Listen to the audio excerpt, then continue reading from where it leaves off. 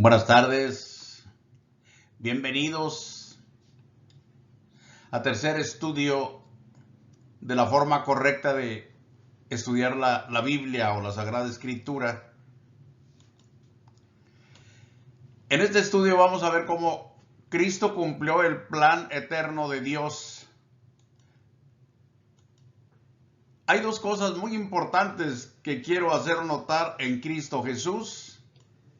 La primera, que en Cristo se resume todo el contenido de la Biblia, completamente todo lo que la Biblia contiene se explica en Cristo Jesús.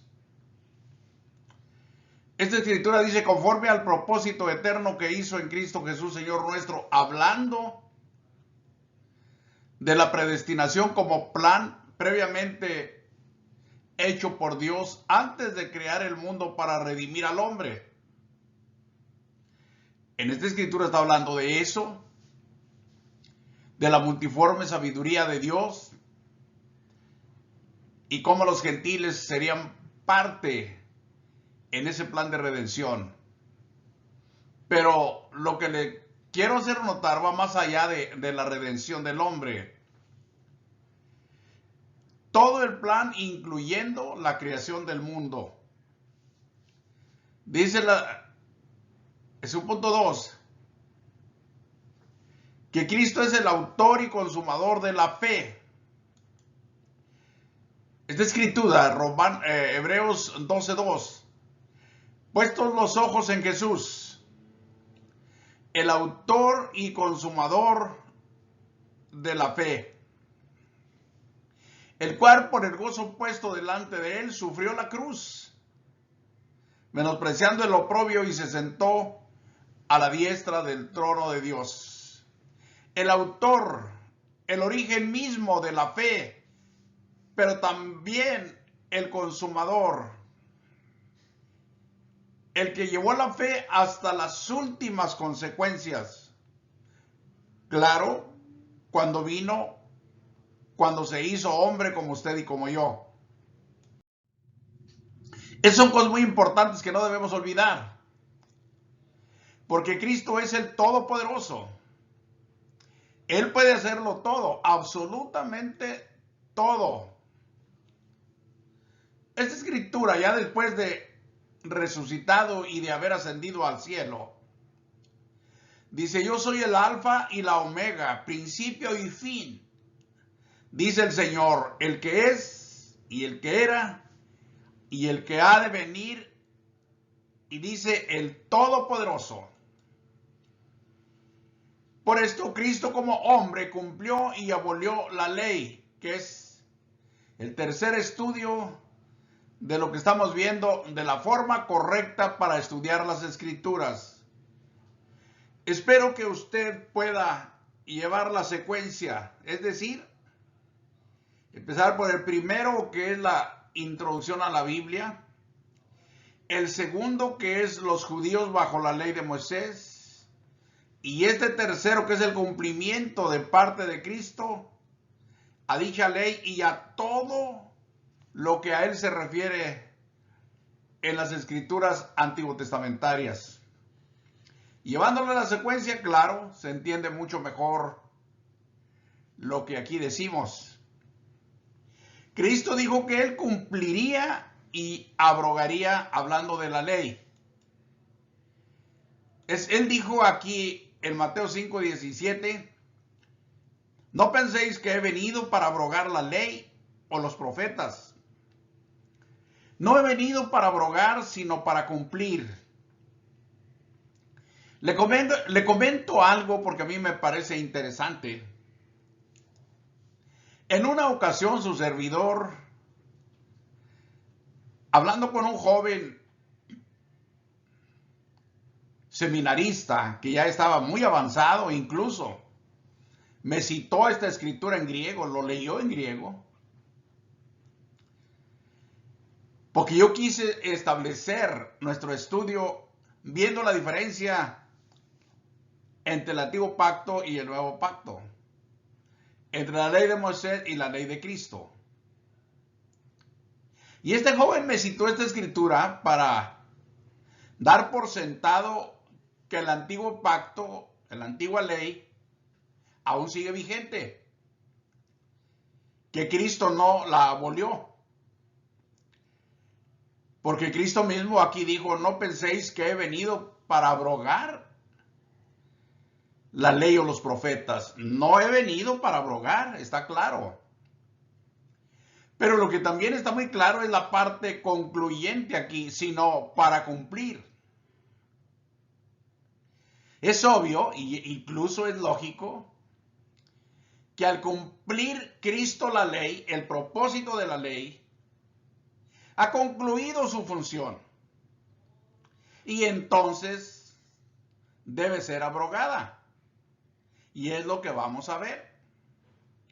Pues este es un problema actual en cuanto a los estudiosos de la Sagrada Escritura, porque no se pone la atención debida o no se quiere aceptar que Cristo cumplió dicha ley, y mucha gente o muchos de los dirigentes en religiones se aferran a guardar la ley antigua. Yo acostumbro, para aclarar estas cosas, decir con pleno fundamento bíblico, para empezar, como ya vimos en otros estudios, la ley de Moisés no fue dada a gente gentil, fue dada exclusivamente a judíos, a la nación de Israel. Y la ley de Moisés fue temporal. Su fin era Cristo. Lo presenta como un ayo allá en Gálatas 3. Una vez llegado Cristo, el escritor a los Gálatas dijo, ya no estamos bajo ayo. La ley ya cumplió su función. Y además, una vez que ha sido abolida, ya no hay razón para seguirla guardando. En cuanto a los judíos, que fue a quienes se les dio. Los gentiles pues no tendremos o no tendríamos razón para meternos en cuestiones de la ley. Cristo dijo, yo no vine a abrogar, vine a cumplir. Pero él nunca dijo que una vez cumplida seguiría vigente. Es lo que vamos a ver. Él la cumplió, como lo dijo la pura verdad. Pero al ser cumplida, también fue abolida. Vamos a ver. Verso 18.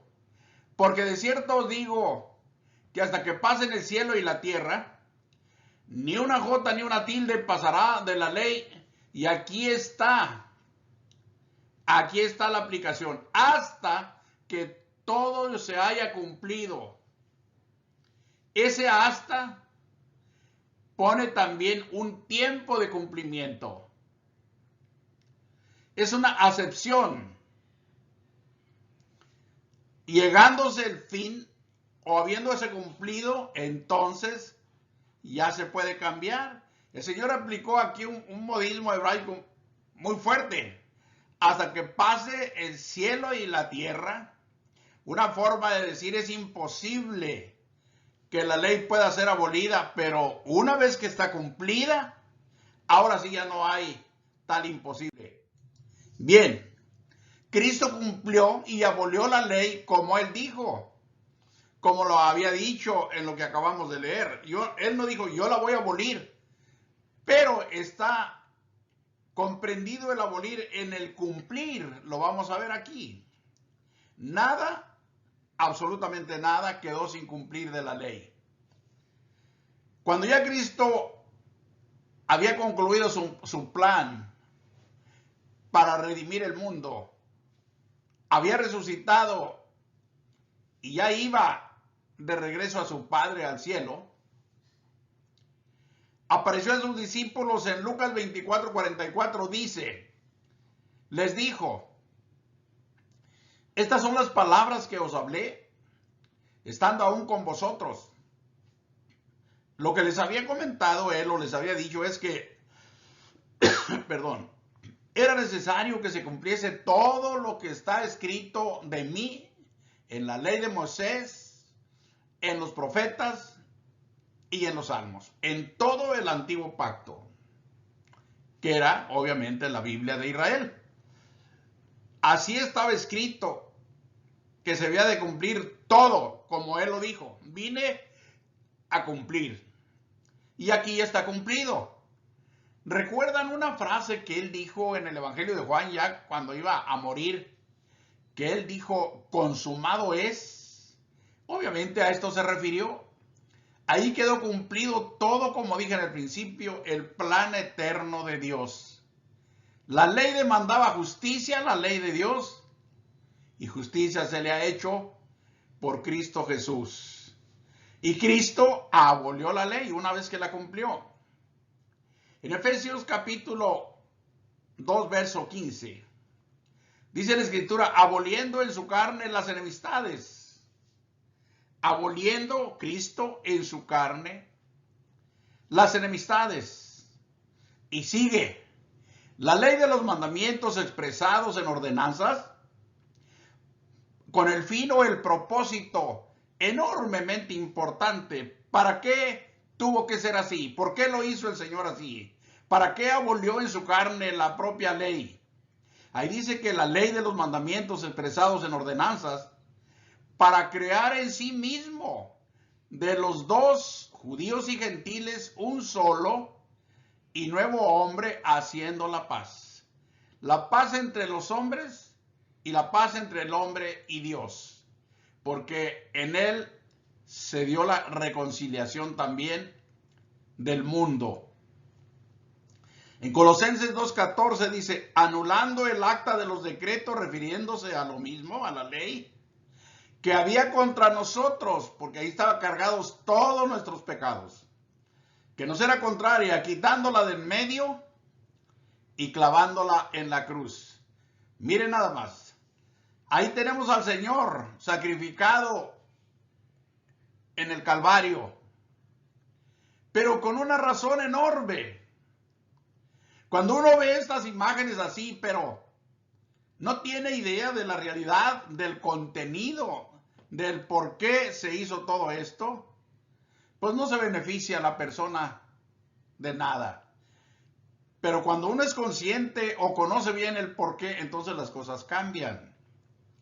¿Qué le parece este ejemplo? Quitándola de en medio, sí, la ley de Moisés, y clavándola en la cruz. ¿Por qué? Porque ahí estaba registrada la deuda de todo el pueblo de Israel y del mundo. Claro, el que no estaba bajo la ley, Dios no lo juzga bajo la ley, lo juzga bajo la ley de la conciencia. Así está escrito en Romanos. Pero quiero aclarar un poquito aquí esta palabra. Como usted puede ver allí donde tenemos Efesios 2, verso 15, la palabra aboliendo. Solamente le voy a dar un ejemplo de cómo se usa aquí, sobre todo en el derecho mexicano. Y he visto que en el derecho americano tiene el mismo significado.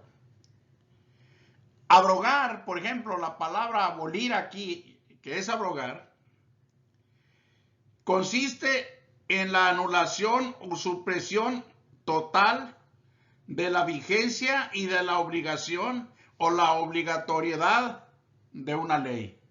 Eso es abrogar. Escúchelo bien, si se puede hacer una relación bíblica con lo que le estoy explicando. Abrogar puede ser expresa o tácita la abrogación. Son dos formas de abrogar una ley. Hablando en ejemplo, en el término del campo del derecho, las leyes se abrogan, por lo menos en México, de dos maneras: expresamente o tácitamente. Se lo explico.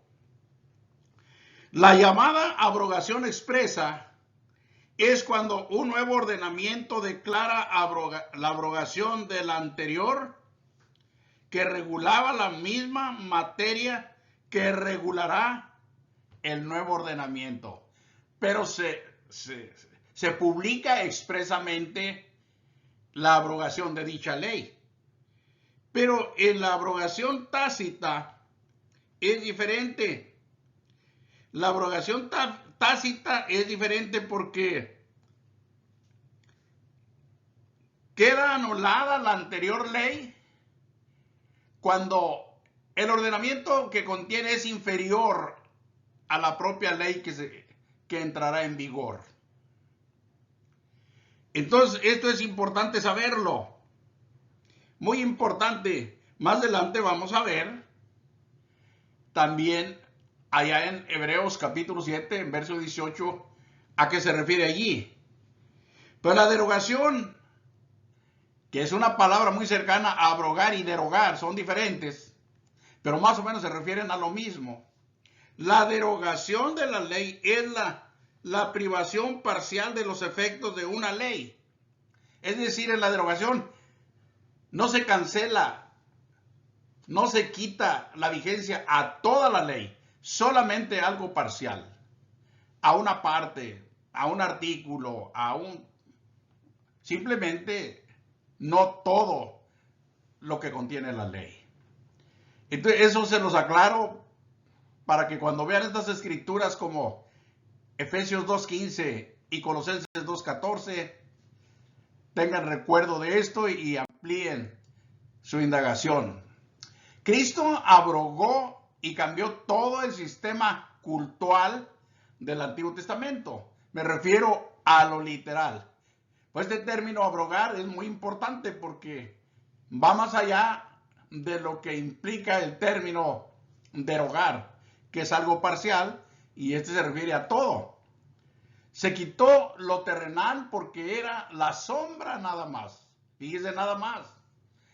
Lo terrenal, que era lo que contenía el antiguo pacto, era la sombra, así lo dice la escritura, era temporal. Ahí tenemos esta hermosa representación del tabernáculo. El tabernáculo que Dios le dio al pueblo por medio de Moisés en el Éxodo, en el desierto. Era una tienda hermosísima. Esta tienda tenía en medio de este edificio que está ahí una cortina que dividía en dos el espacio, el lugar. Adentro era el lugar santísimo y el de enfrente era el lugar santo. Allí había una función enorme de todos los sacerdotes y el sumo sacerdote era el único que entraba una vez al año hasta el lugar santísimo. Todo esto es muy importante saberlo, pero ahora no lo vamos a ver así. Aquí se empezó Dios a revelar al pueblo desde la arca que estaba allá adentro, donde estaba el asiento de la misericordia, el arca del pacto, pero esto era temporal, como puse aquí, era la sombra, era terrenal, esto iba a terminar en un tiempo, se iba a quitar, y a eso vino Cristo. Por eso les dije que Cristo es el cumplimiento de todo. ¿Y por qué digo de todo? Porque Cristo, cuando ya lo vemos, cuando ya lo analizamos bien todo, Él es el creador del mundo, Él es el creador del hombre, Él es el redentor de la humanidad, es todo. De todo lo que quisiésemos hablar en cuanto a contenido de la Biblia, lo vamos a encontrar en Cristo. Absolutamente todo, el Todopoderoso. Él quitó, por lo tanto, esto, que era lo terrenal. Aquí en Hebreos 7:12, porque cambiado el sacerdocio, necesario es que haya también cambio de ley. Es lo que les decía. Se dice que la antigua ley no perfeccionó nada. Ahí lo dice más adelantito, en el verso 17 y 18. Y por eso tuvo que ser abolida. Esta ley era terrenal, era temporal. No era por la eternidad. Y así vamos comprendiendo bien por qué razón tuvo que ser abolida. Dice el verso 18 precisamente, queda pues abrogado el mandamiento anterior a esta ley de Moisés. ¿A causa de qué? De su debilidad e ineficacia. ¿Por qué? Porque nada, dice el verso que sigue, no lo puse aquí, pero así dice, nada perfeccionó la ley. La sangre de los animalitos que se ofrecía ahí no quitaban el pecado. El sumo sacerdote era un hombre como usted y como yo, que moría y tenía que ser reemplazado con otro, con los descendientes del que se iba. Era la tribu de Aarón, los que Dios estableció como sumos sacerdotes. Pero Cristo cumplió todo esto. En Él se cumplió el tiempo de reformar todo esto, de cambiar todo esto. Y Cristo estableció el verdadero tabernáculo, que es un lugar celestial. Es bien diferente. Mire usted, en Hebreos 9:11 dice, pero estando ya presente Cristo, somos sacerdotes de los bienes venideros, es decir, de lo celestial. Somos sacerdote de los bienes venideros por el más amplio y más perfecto tabernáculo, no hecho de manos, es decir, no de esta creación. Y lo representamos de esta manera. Jesús quitó el antiguo tabernáculo que estaba también, finalmente quedó en el centro del templo en Jerusalén. Bueno, se quitó todo eso y estableció lo celestial. Esto es espiritual. Este es, como dice la Escritura, el verdadero tabernáculo. El más perfecto tabernáculo, dice aquí, no hecho de manos, es decir, no de esta creación. ¿Se fija la gran diferencia entre una cosa y otra? Por eso Cristo quitó lo terrenal para establecer lo celestial. Él es el cumplimiento de todo. Predicar a Cristo, predicar el Evangelio y aferrarse a la antigua ley con todo su sistema sacrificial, solo por beneficiarse de una cosa como es pedir a la gente los diezmos, porque así lo hacían el pueblo de Israel. Eso no es correcto. Los diezmos no es una ley para los cristianos aquí en el reino de los cielos, aquí en la iglesia del Señor. Eso no es correcto. Hacer eso es adulterar las escrituras, es juntar a Moisés con Cristo, hacer una sola doctrina y una sola adoración y un solo lugar de adoración, un solo sistema sacerdotal. Todo esto no es así. Dios no lo hizo así. Cosas terrenales que Cristo quitó y estableció, las espirituales o lo espiritual. Vamos a ver 4 cosas. En este estudio, aunque hay tanto que ver, tanto que explicar, yo solamente me voy a limitar a estas 4 cosas de manera pues muy concreta, porque usted ya lo ha entendido y aún lo está entendiendo más. El Señor quitó el templo, como lo vimos en la presentación pasada. Quitó el templo. Dice el capítulo 10 de Hebreos, verso 8, diciendo primero, sacrificio y ofrenda y holocaustos y expiaciones por el pecado no quisiste, ni te agradaron, las cuales cosas, note el paréntesis, las cuales cosas se ofrecen según la ley, esto de los holocaustos, las ofrendas, los sacrificios, las expiaciones por el pecado, se ofrecían en la ley con animalitos por los sacerdotes. Pero dice allí, no quisiste. El capítulo 40 de los Salmos, verso 6 lo dice, que no le agradaron. Ahí está otra vez el templo en Jerusalén, donde se ofrecía todo esto, en el antiguo sistema judío.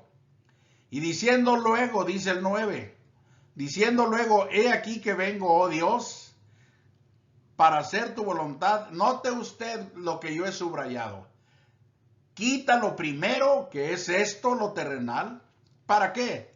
Para establecer esto último. ¿Y cuál es lo último? Esto, lo celestial. El reino de los cielos con todo el sistema de adoración como lo tenía el antiguo sistema, pero ahora es celestial. El sumo sacerdote es Cristo. Él ya no muere, Él es eterno.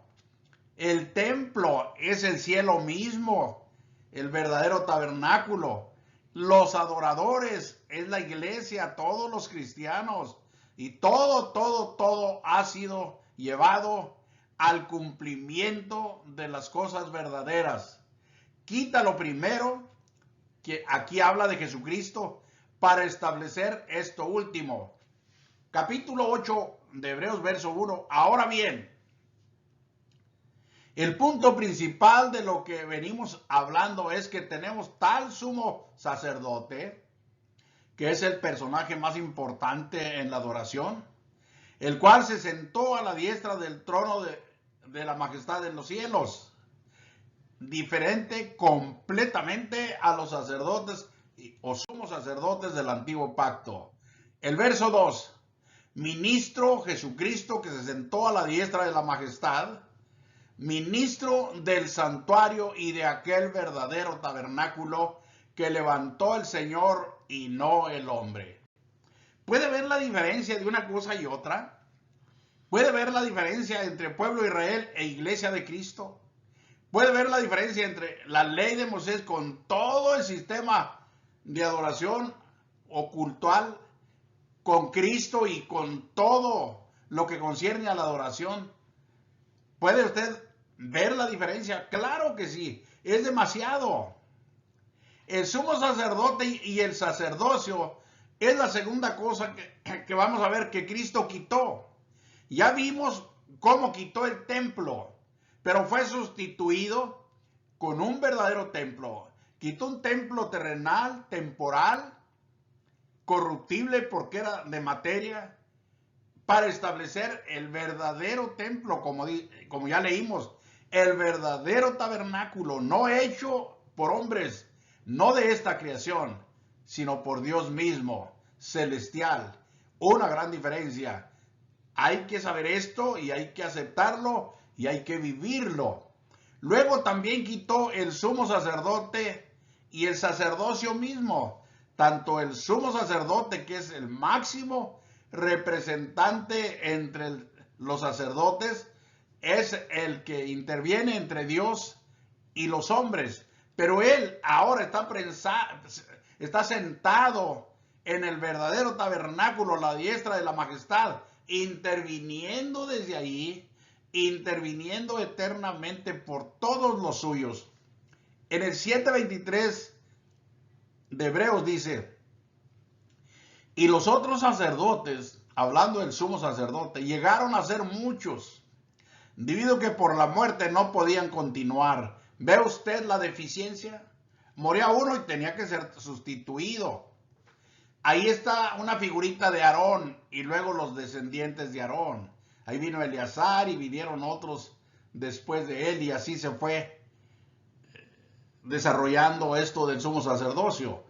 Acá otra vez en el verso 24 dice: mas este, que es Cristo, por cuanto permanece para siempre, Él es eterno, tiene un sacerdocio inmutable.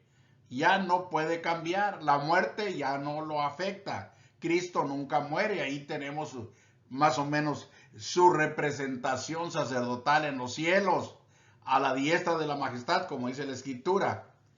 Un sumo sacerdote inmutable. Hay una gran diferencia, véalo usted. No es probable querer sostener el sistema terrenal que ya Cristo ha cumplido y lo ha abolido solamente porque así se nos ha enseñado o porque así queremos pensar. No, eso no es correcto. Es importante saber cómo debemos estudiar la Biblia correctamente. Tenemos que partir de aquí, ver el cumplimiento de las cosas y también el establecimiento de la verdad para poder entender o conocer las cosas. Pedro el apóstol en la primera carta, capítulo 2, verso 9, escribe así: mas vosotros sois linaje escogido, hablándole a la iglesia.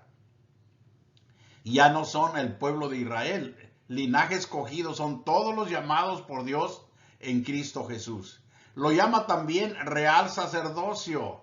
Yo puedo ver aquí en real sacerdocio una diferencia entre el sacerdocio temporal, el sacerdocio terrenal, al sacerdocio espiritual, al sacerdocio celestial, que es lo que Cristo ha establecido. Dice también nación santa, hablando de la iglesia, pueblo adquirido por Dios, con el propósito de que para que anunciéis las virtudes o los poderes de aquel que os llamó de las tinieblas o del pecado a su luz admirable.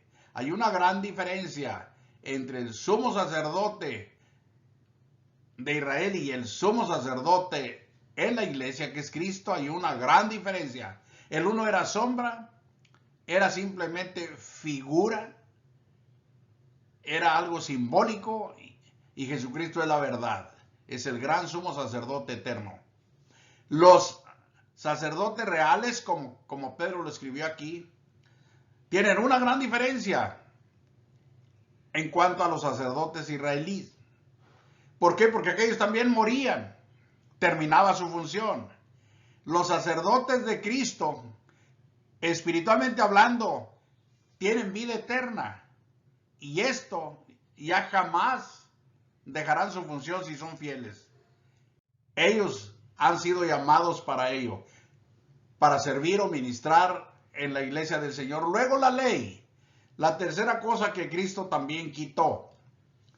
La ley es a veces muy difícil para algunas personas aceptar que esto fue abolido, que esto fue quitado, porque como que da la idea a que es una contradicción o que es algo malo en contra de la ley de Dios porque Él la dio, pero no cuando se entienden las cosas y los planes de Dios. Esto está muy claro, mire, esta fue sustituida, por así decirlo, por la ley de la libertad, la ley o la perfecta ley como la llama el Nuevo Testamento, la ley de Cristo, la ley del Espíritu de vida. Note la antigua ley que tenemos ahí representada en las tablas de piedra, en contraste con la ley de la libertad. La ley de la letra mata, porque declara al pecador cuando comete el pecado, pero no le da libertad. La ley de Cristo es la ley de la libertad. En ese sentido podemos decirlo, es superior o tiene mejores beneficios. La perfecta ley, porque la ley de Moisés no perfecciona a nadie de la conciencia, porque no podía quitar el pecado. En la perfecta ley hace perfectos a los santificados por la sangre de Cristo. La ley de Cristo es espiritual. La ley de Moisés era terrenal. La ley del Espíritu de vida, ya lo hemos dicho. ¿Por qué? Porque esta da vida, no da muerte. Y la ley de Moisés da muerte, hace esclavos del pecado. Hay una gran diferencia, pero el hombre de Dios no queda sin ley. Es más, si hablamos de esta ley en sus principios, como lo podemos ver aquí, la ley de la libertad o la ley del Espíritu de vida, en algunas ocasiones yo tenía un poquito de problema para explicar estos cambios. ¿A qué me refiero? Cuando una persona no ha estudiado y no ha comprendido esto, es muy difícil aceptarlo. ¿Por qué? A mí me decían, me llegaron a decir muchas veces en forma irónica, entonces el Antiguo Testamento ya no está vigente, entonces ya puedo adulterar. Entonces ya no hay problema, porque los 10 mandamientos, uno de ellos dice que no adulterarás. Y si ya fue quitado, pues yo puedo adulterar, ya no tengo problema. Otro dice no matarás, pero si ya fue abolido, yo puedo matar y no hay problema. Cuidado, mucho cuidado. En primer lugar, se dice que un principio establecido, eso se dice aquí en el mundo, es un antecedente que se establece un principio que no se puede abolir, no se puede abrogar. Es un principio. No está vigente, lo voy a decir así, la norma para castigarlo, pero no se acepta como quiera que se haga. Ahí le va el ejemplo. El Señor dijo, oíste que fue dicho a los antiguos, citando la antigua ley, no cometerás adulterio. ¿Y qué pasaba con la normativa del adulterio, la ley? ¿Qué pasaba? El que cometía adulterio, el mandamiento no dice que se le debía de hacer. Nomás no cometerás adulterio. Pero en cada mandamiento había una ley organizada que contenía el qué hacer. El adúltero y la adúltera deben morir indefectiblemente. Están en otra parte de las leyes. Bueno, no cometerás adulterio. Eso decía el antiguo pacto. Mas yo, dijo Cristo, en su ley, mas yo os digo que cualquiera que mira a una mujer para codiciarla, ya adulteró con ella, no físicamente, porque no han tenido acercamiento, sino en su corazón. ¿Por qué? Porque su ley es espiritual. No necesita llevar la consumación literal para que le sea pecado. Es en el espíritu. Oíste que fue dicho también, no matarás.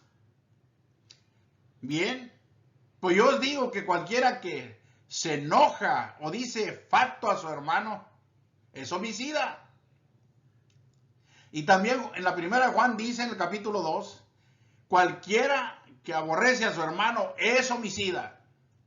No lo mata literalmente, pero lo aborrece, que es el equivalente al homicidio espiritual. ¿Se fija? La gran diferencia es muy superior a la ley de Cristo, porque es la ley del Espíritu. Es la ley en su estado absolutamente perfecto, espiritual, celestial. La ley de Moisés fue quitada. Nada perfeccionó la ley de Moisés. Aquí en el capítulo 7 de Hebreos, verso 12, perdón. Porque cambiado el sacerdocio, el sumo sacerdocio de Israel, necesario es que haya también cambio de ley, lo que yo le explicaba. Se debe de abrogar la ley, se debe de abolir, porque ya quedó esto inferior a lo que viene. Esto era la sombra, esto era solamente figuras de las cosas verdaderas o las cosas celestiales. Aquí está el verso 19 también. Pues nada perfeccionó la ley, hablando de esta ley judía. No quitó los pecados, no arregló el problema de la pecaminosidad en el hombre. Nada perfeccionó la ley. Y de la introducción, note eso, la introducción de una mejor esperanza. Cristo es la mejor esperanza por la cual nos acercamos a Dios. Por Cristo, no por la ley antigua. En la 1 Corintios, Pablo dice así en el verso 21 del capítulo 9, no estando yo sin ley de Dios, sino bajo la ley de Cristo. Él dijo esto porque explica en algunos casos como si estuviera bajo la ley judía siendo y se contara como judío. Pero en realidad él aclara y dice, no estando yo sin ley de Dios, sino bajo la ley de Cristo, para que no haya confusión. Él lo hizo y lo aclaró. En Santiago 2:12 dice, así hablad y así haced como los que habéis de ser juzgados por la ley de la libertad. Aquí le aclaro un poquito esto. Ya expliqué las diferencias brevemente, pero claras, en cuanto a la ley antigua y la ley de Cristo.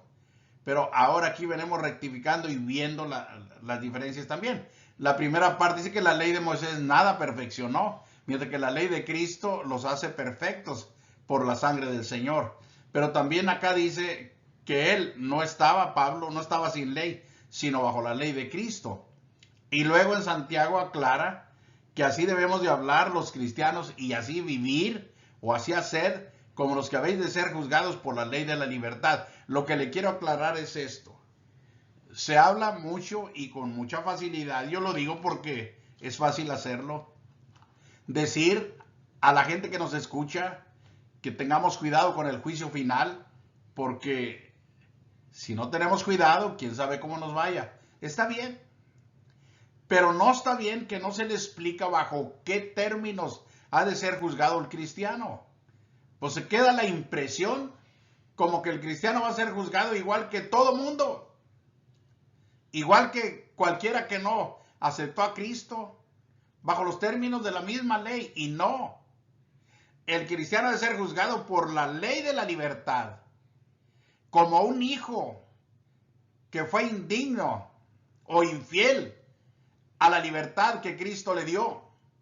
Y como dije, los términos de esa ley son diferentes.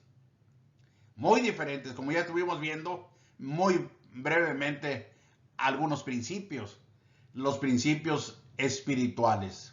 Así que hay que tener cuidado con esto. Pedro dice, mejor les valiera no haber conocido el santo mandamiento que después de haberlo recibido, apartarse otra vez. Pone algunos ejemplos Pedro en su segundo capítulo de la segunda carta. Dice, les ha sucedido como el perro que vuelve a su vómito y como la puerca lavada que vuelve a revolcarse en el cieno. Y así los apóstoles ponen ejemplos tremendos para enseñarnos acerca de esas cosas. En Santiago 1:15 dice, mas el que mira al que mira atentamente en la perfecta ley. Aquí la llama de la libertad en el 12 de Hebreos, aquí la llama de la perfecta ley y de la libertad aquí mismo. Y persevera en ella, no siendo oidor olvidadizo, sino hacedor de la obra. Este será bienaventurado en lo que hace. Voy poniendo la diferencia, contrastando entre la ley de Cristo y la ley de Moisés, para que usted entienda, como ya lo vimos en el templo, como ya lo vimos en el sumo sacerdocio, y ahora aquí para que entienda las razones básicas y la diferencia enorme entre lo antiguo y lo nuevo, para que no batalle en aceptar las cosas. Luego, finalmente, de las 4 cosas que yo he citado, la adoración. También la adoración fue quitada por Cristo. Jesús le dijo a esta señora de Samaria en una ocasión, usted sabe, cuando estuvo ahí descansando en el pozo cerca de Samaria, un pozo que había hecho Jacob antiguamente, y vino la mujer a sacar agua. Dice, él le dijo, créeme que la hora viene cuando ni en este monte ni en Jerusalén adorarán al Padre, o adoraréis al Padre. En el monte cercano a donde estaba el pozo había adorado a Abraham. Luego, después, también los judíos se establecieron en Jerusalén. Y ahora que Cristo llegó, están ahí hablando, mire, el patriarca adoró allí. No había nada que ver, es más, pensemos en esto. A mí me gusta mucho aclarar cosas como esta que le voy a aclarar, porque esto lo ayuda a uno a ver mucho más claras las cosas. Por ejemplo, abrimos la Biblia en el libro de Génesis.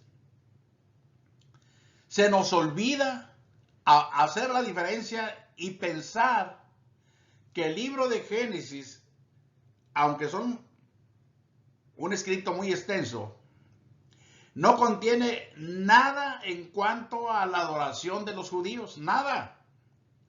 En el libro de Génesis se nos narra la edad patriarcal. No había judíos en el mundo. La promesa de que vendría Abraham a ser padre de muchedumbres aún no se cumplía.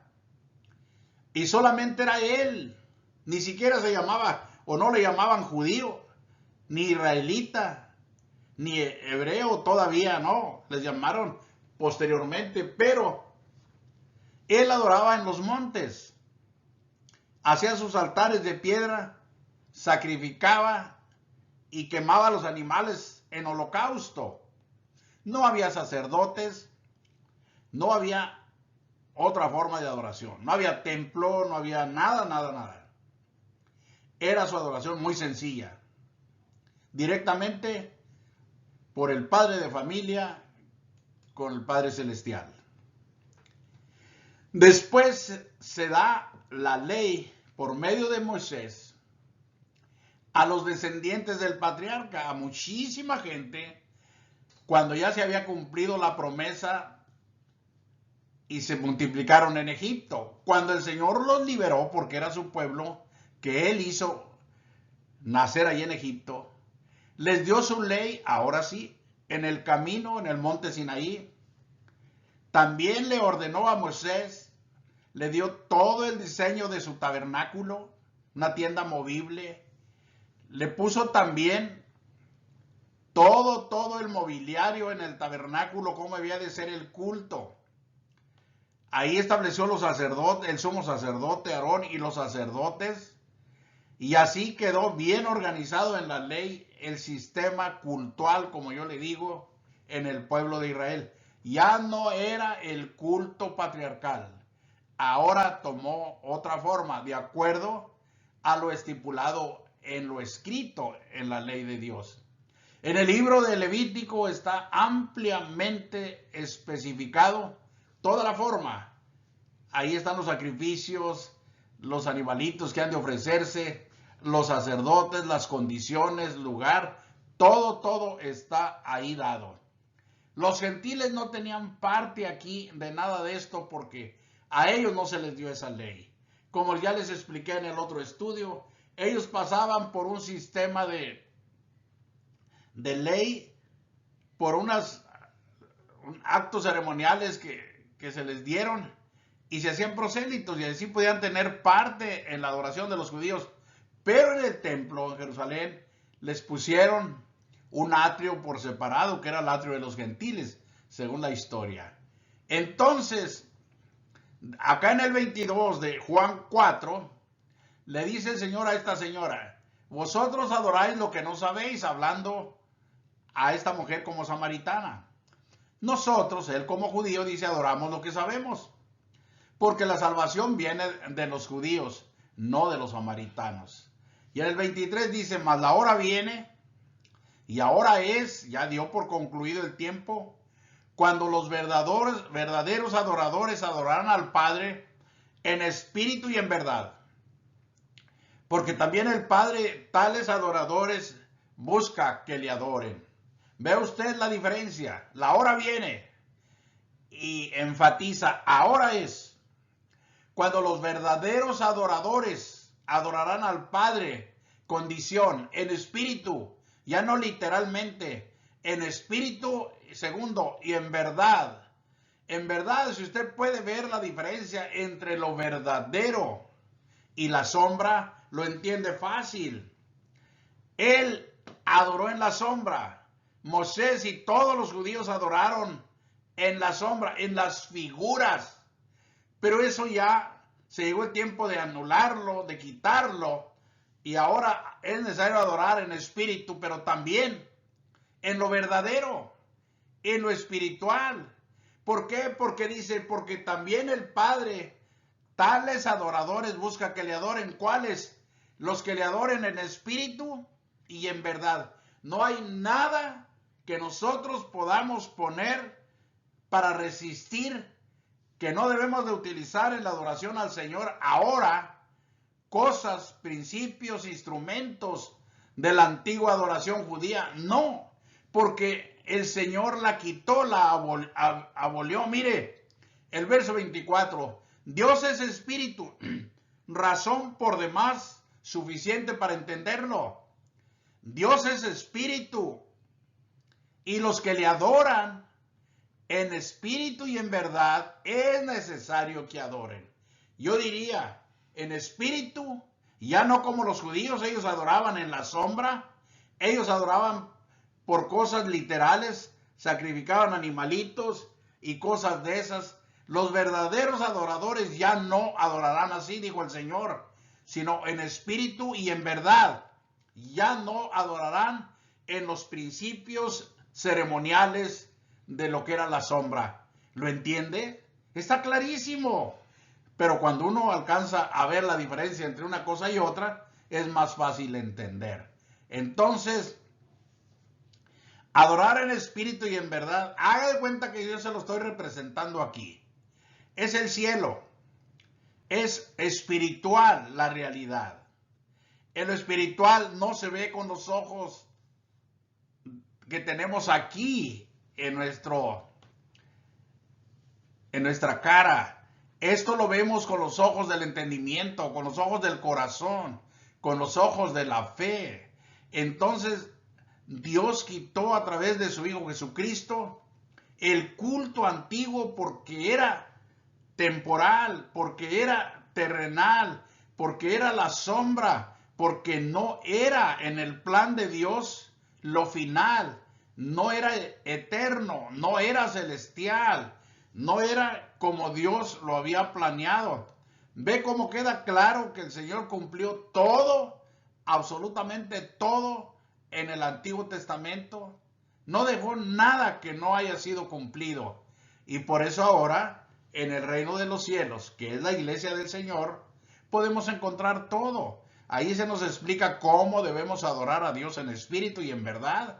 También la ley, cuál es la ley del Señor Jesús para guardarla, su organización, cómo está organizada la iglesia del Señor. Posiblemente yo más adelante haga unos estudios también de lo que es la organización de la iglesia, también la adoración de la iglesia y también el mensaje que debe predicar la iglesia y cosas así. La parte final de la iglesia, la naturaleza de la iglesia, muchos temas muy importantes, pero esto ya será más adelante si Dios lo permite. Llegamos a la conclusión. Hemos visto cómo Jesucristo cumplió y cambió el templo, el sacerdocio, el culto y la ley. Estas 4 cosas muy importantes, ya lo vimos. En los grupos religiosos no es una crítica, es una aclaración de las cosas que suceden. Gentiles, no se respeta esto de lo que el Señor ha cumplido y abolido. Todo lo ignoran, pero desgraciadamente lo tengo que decir con tristeza y aún con respeto. Se hace para lucrar. ¡Qué pena! Para lucrar se tuercen las escrituras. Pero no es que lo diga yo. Así está escrito. Miren lo que escribió el apóstol Pablo en Romanos 16, 17. Dentro del primer siglo apenas. Todavía no había ido muy lejos la iglesia cuando ya abundaban estas personas con estas tendencias. Miren lo que dice. Mas os ruego, hermanos, que os fijéis en los que causan divisiones. Ahora imagínense cómo está el mundo religiosamente hablando de dividido y todos hablan del evangelio. Como si hubiera miles de evangelios. No, es uno. Y el evangelio no divide, el evangelio une. Une con Cristo y une a los hombres unos con otros. Y dice, causan divisiones y tropiezos en contra de la doctrina que vosotros habéis aprendido. Y luego el consejo es, y que os apartéis de ellos. ¿Por qué? Porque el 18 dice, porque tales personas no sirven a nuestro Señor Jesucristo. Qué pena, ¿verdad? Que hablen de Cristo, pero sirven a sus intereses. Está escondido, los mueve un poder oscuro en su corazón, sino a sus propios vientres. Qué pena, al dinero. Y con suaves palabras es la astucia y lisonjas engañan los corazones de los ingenuos. Y vaya que hay mucha gente que le gusta que la lisonjen. Y por eso las cosas están como están. Dios nos va a ayudar y tengamos mucho cuidado con esto. Mucho cuidado. Cualquier doctrina que no sea la doctrina de Cristo es falsa. Y no me lo reclame a mí. Yo también tengo que aceptar esto porque yo también tengo que cuidar mi salvación. Tengo que cuidar cuál es la verdad de Dios, respetarla y obedecerla. No lo acepte. Si la doctrina no es la de Cristo, no la acepte. Mire usted. Segunda de Juan, capítulo 1, verso 9. Cualquiera que se extravía y no persevera en la doctrina de Cristo, no tiene a Dios. El que persevera en la doctrina de Cristo, ese sí tiene al Padre y al Hijo. Sea usted fiel a Cristo, a su enseñanza, y no adultere el Evangelio por nada. ¿Cómo se adultera? Mezclando otras doctrinas, otras ideas, otras opiniones con lo que Cristo nos enseña.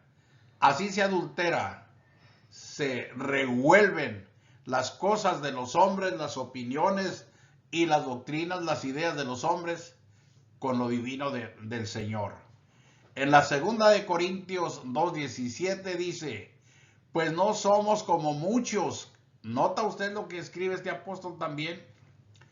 ¿Qué hacen? Medran falsificando la palabra de Dios. Medran. Esto implica que la falsifican porque medrar es como comercializar la palabra de Dios para venderla, para sacarle provecho, sino que con sinceridad, como de parte de Dios y delante de Dios hablamos en Cristo. Sinceros, completamente limpios, íntegros, conociendo, hablando, enseñando lo correcto, viviendo lo correcto, haciendo las cosas como Dios lo permite, no a título personal. Qué bonito sería que todos estudiáramos la palabra como debe ser estudiada, unirnos en amor en una sola enseñanza, en el evangelio que nos ha sido dado. No es difícil encontrar esto, está al alcance de todos, pero es necesario dejar las opiniones y lo que por años tal vez a muchos se nos ha enseñado y que hemos creído que es la verdad, cuando realmente la verdad aún está lejos de llegar. Dios los bendiga, muchas gracias por su atención y hasta la próxima.